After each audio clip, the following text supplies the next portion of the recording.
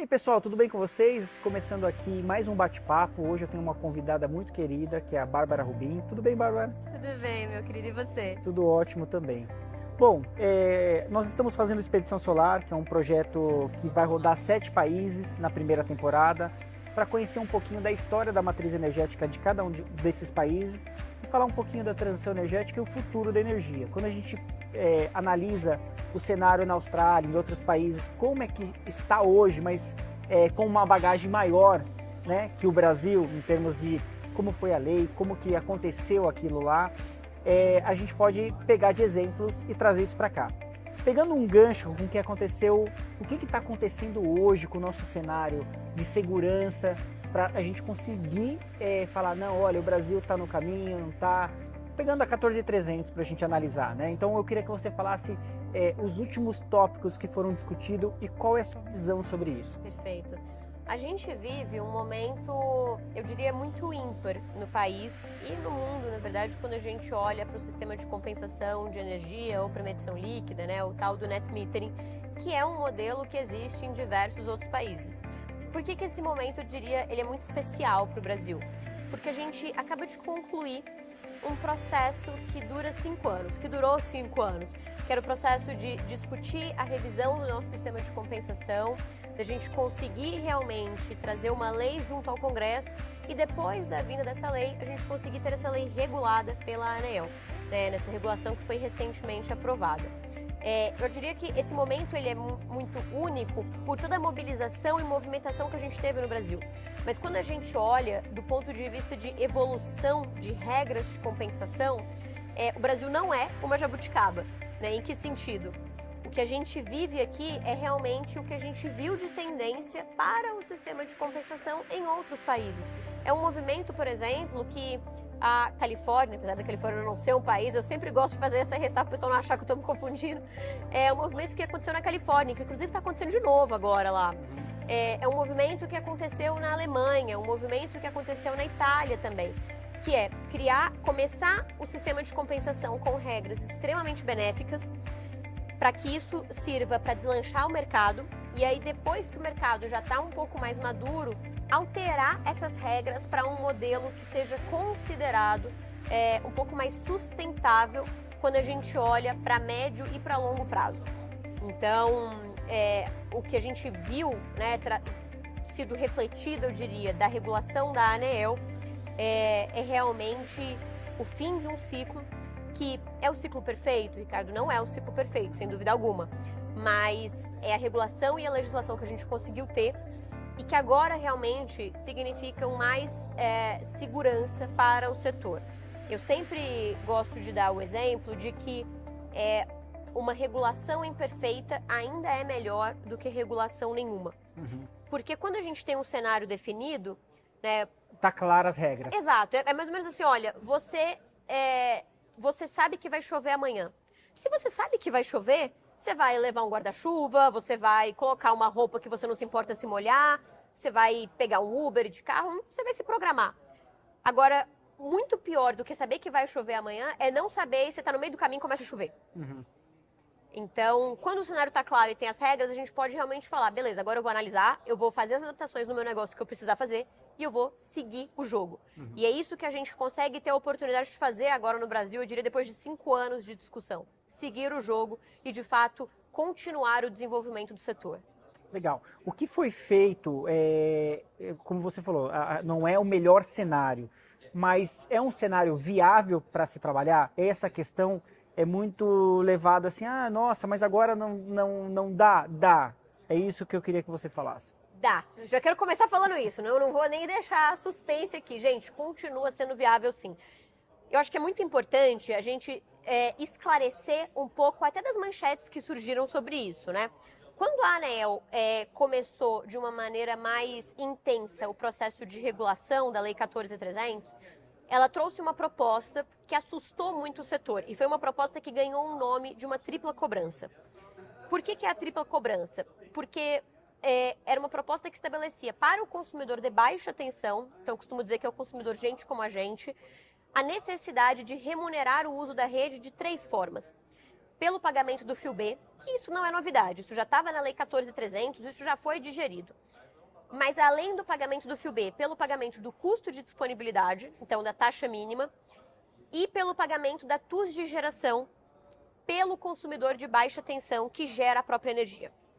Então, na prática, significaria que esse consumidor pagaria 2 vezes pela rede em reais por quilowatt-hora e mais uma vez pela rede em reais por quilowatt. Então, esse foi um movimento que, de fato, Ricardo, o conjunto dele era muito nocivo para o setor. Da forma como ele foi inicialmente proposto, a gente levaria o tempo de retorno de um consumidor residencial dos atuais cerca de 5 anos para cerca de 10 a 12 anos. Então, retrocedendo realmente o setor fotovoltaico brasileiro a patamares de 2014, por exemplo. Isso era muito ruim. No processo, a gente conseguiu melhorar esse cenário. E aí, o que melhorou nesse cenário? Primeiro, a disposição de que sim, o consumidor de baixa tensão vai ter que pagar a demanda contratada pela usina que ele tem instalada. Mas essa demanda só vai ser cobrada do consumidor que tiver um medidor capaz de medir isso.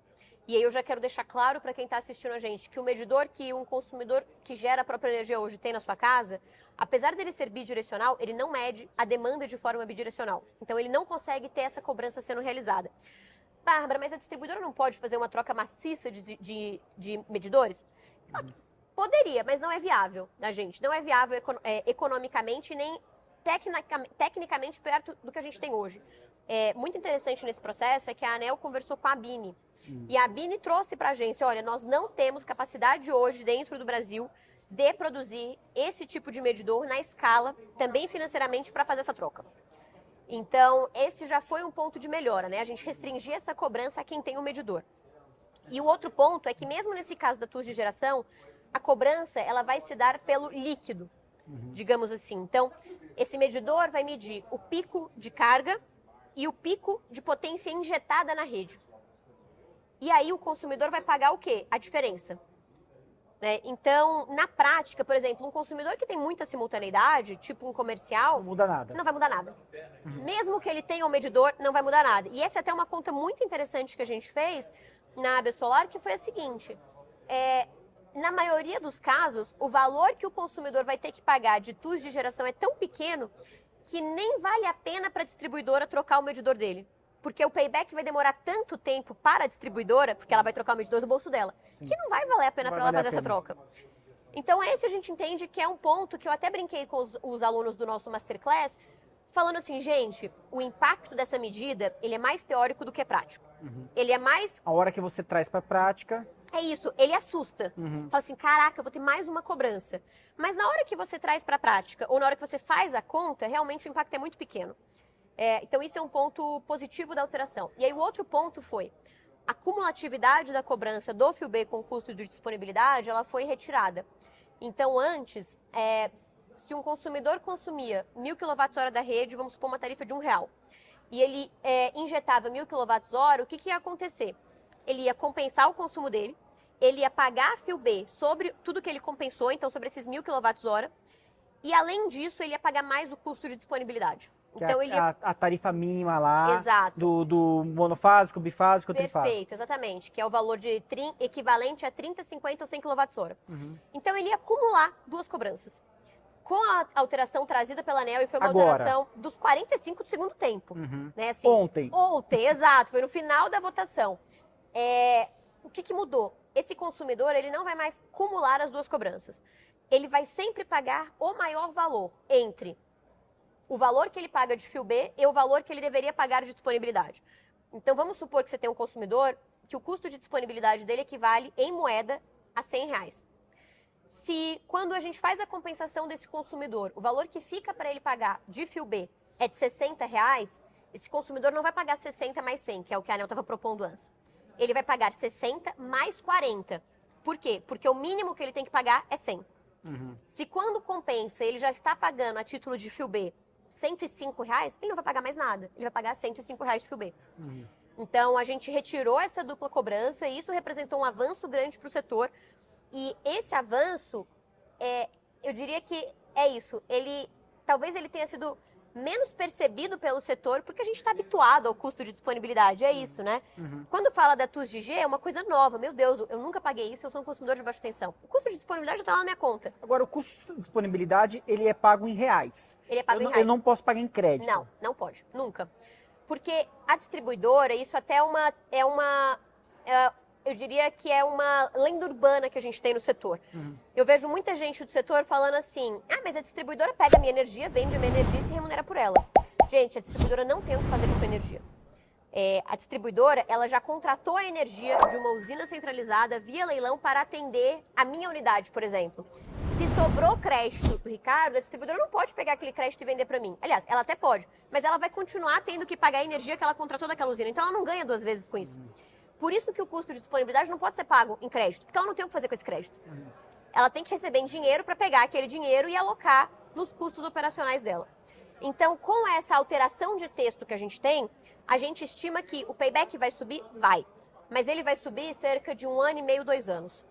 Então, por exemplo, a queda recente que a gente teve de preço de módulo fotovoltaico e do dólar já é mais do que suficiente para acabar, digamos assim, com essa alta de payback. Tá. Porque a gente piorou o Anula. modelo. Exatamente, anula. Muito obrigada. Tirou a palavra da minha boca. Você anula essa Exato. uma outra frente, que é a questão dos valores de mercado. Exato. Agora, também, parece tudo muito confuso, né? Mas quando a gente olha, assim, a tecnologia se vinga disso, né? Por quê? O que é a simultaneidade para aquele leigo que não sabe? Aquele consumidor que está falando, mas o que é isso? É a questão dele consumir a energia em real time. É isso. Em tempo real, ó, eu estou gerando no meu telhado e estou ligando a televisão, ok, aquela energia está sendo consumida em tempo real. Agora, não é o caso de muitos brasileiros, que produzem energia e sai para a escola, sai para trabalhar. Quando volta, o consumo está à noite. Perfeito. Por que eu falo que a energia se vinga? Porque daqui a pouco a gente vai ter um 2.0, que seria o armazenamento, ou a escolha de injetar ou não injetar. Né? E aí você começa a falar, não, peraí, se eu tenho o fator armazenamento, muda muita coisa. Com certeza. E eu até diria que a gente teve uma vitória ainda dentro da regulação, que é o quê? Que foi o fato de que antes, na proposta anterior, que não é a que foi votada, a ANEEL tinha trazido uma disposição de que o consumidor que tem direito adquirido, se ele quiser no futuro colocar uma bateria, acoplar um armazenamento no sistema dele, ele perderia esse direito adquirido dele. E na proposta que foi aprovada, isso saiu. Então, o consumidor, mesmo que já tenha direito adquirido, que esteja na melhor regra, adicionar se ele quiser, baterias, não tem problema, ele vai continuar tendo direito adquirido. E se ele quiser aumentar o sistema? Essa é uma dúvida que eu tenho. Tem muito essa dúvida. E eu posso te falar, eu estou me sentindo realmente uma vidente. Porque quando surgiu o tema de aumentar o sistema, antes da regulação da ANEEL, a lei traz: a parte ampliada do sistema não vai ter direito adquirido. E aí todo mundo me perguntava, mas Bárbara, como é que vai ser se ela não tem direito adquirido? E eu sempre falava assim, gente, eu acho que vai ser uma regra de 3.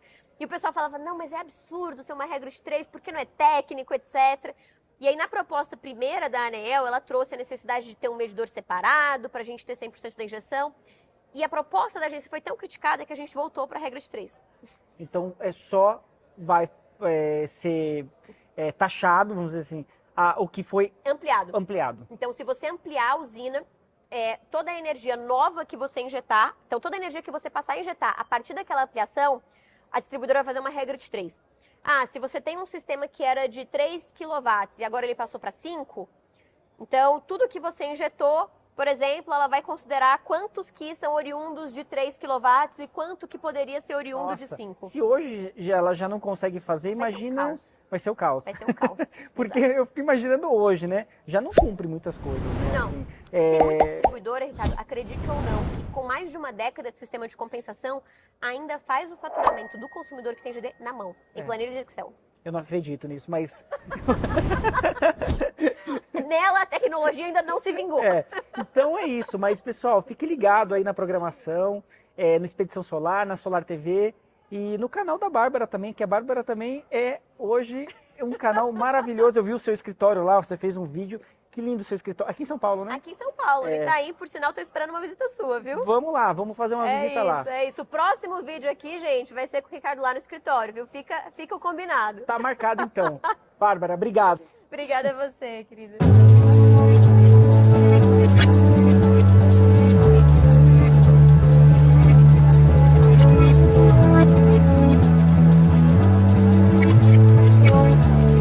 HDT, Energia do Futuro, hoje.